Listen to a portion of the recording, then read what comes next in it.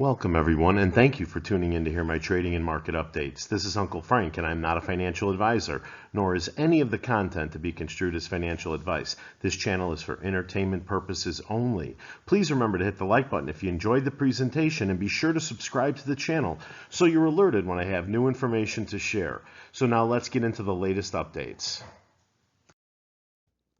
Hey, welcome back everyone. The black swans we know as higher interest rates and out-of-control debt have been in the air for a long while, but now look like they may finally land as servicing the debt becomes a reality. Headline from Markets Insider: Bond King Jeffrey Gundlach rings the alarm on U.S. debt and warns higher interest rates are making it more of a burden. Billionaire investor Gundlach warned that U.S. debt has ballooned and continues to swell to worrying levels, and the Fed Reserve's interest rate hikes are making it more expensive to service. The national debt has surpassed $32 trillion and is already sprinting toward $33 trillion, the DoubleLine Capital CEO noted in a Friday tweet, quote, "The interest expense on it is, of course, rising. With the 500 basis point Fed hikes a major accelerant," added Gundlach, who is often called Bond King for his success in fixed income investing. The U.S. Central Bank has raised interest rates from nearly zero to upwards of 5% since last spring in a bid to tame soaring inflation, marking one of the most aggressive rate hiking cycles in history. The Fed took a breather in June and decided to pause rates after 10 consecutive hikes over the previous 15 months. Gundlach also suggested the debt situation could worsen in the coming weeks. Quote, "A sizable short-term debt stock issued near zero interest a few years back is coming due," he tweeted. Uh-oh.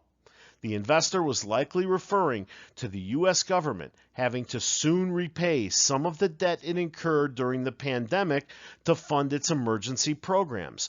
The U.S. bond market has been flashing a recession warning for months, with the 2-year yield surpassing the 10-year yield in October.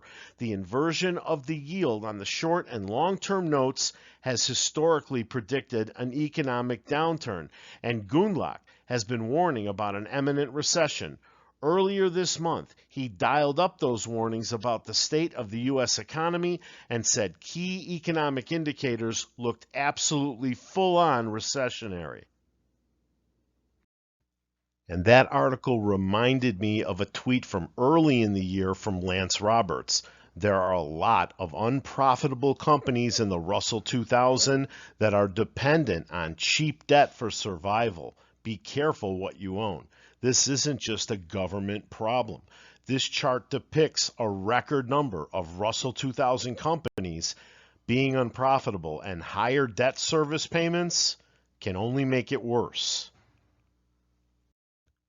And here's a story I didn't see on CNBC from Zacks. Goldman Sachs fires 125 managing directors globally. The Goldman Sachs Group is firing managing directors across the globe in response to the industry-wide plunge in deal-making activities, per a Bloomberg article that cited people familiar with the matter.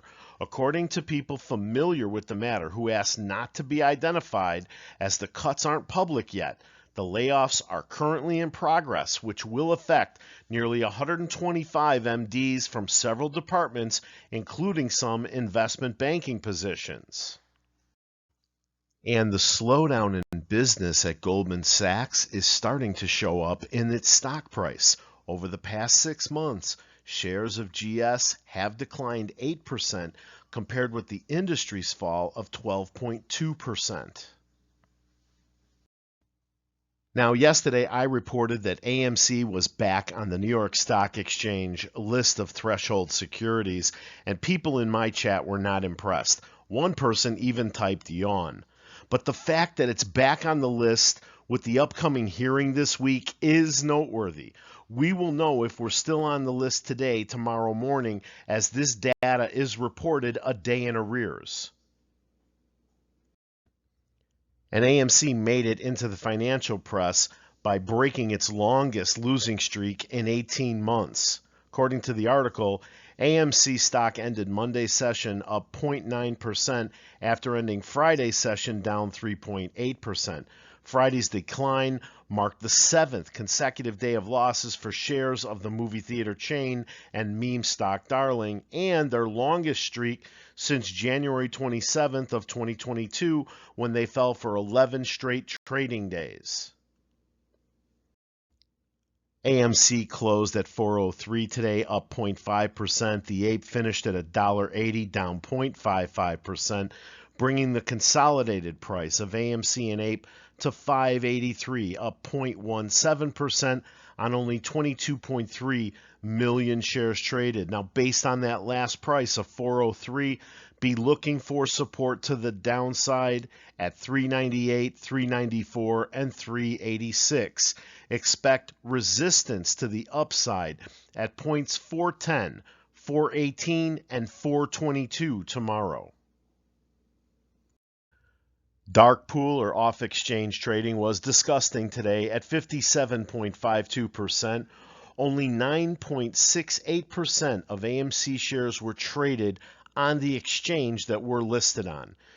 Cost to borrow did drop into the high 120s, but at the end of the day finished at 196.97% with 200,000 shares of AMC available at that time. In closing, do you remember this headline? AMC's ape conversion settlement could lead to potentially massive $16 billion equity raise, says analyst. Look, as we approach the decision on the settlement and a possible conversion of ape, reverse split, and massive dilution, I want you to know there's a third option. Many want you to believe that option one is we do nothing but hold course until we file for bankruptcy. Option two is we convert ape, dilute to the eyeballs, reverse split the stock, which seems like a dream come true for trapped short sellers to me. I don't even know if it's wise to go ahead with this conversion and split when it may be proven the initial vote was rigged. But let's talk about my option three.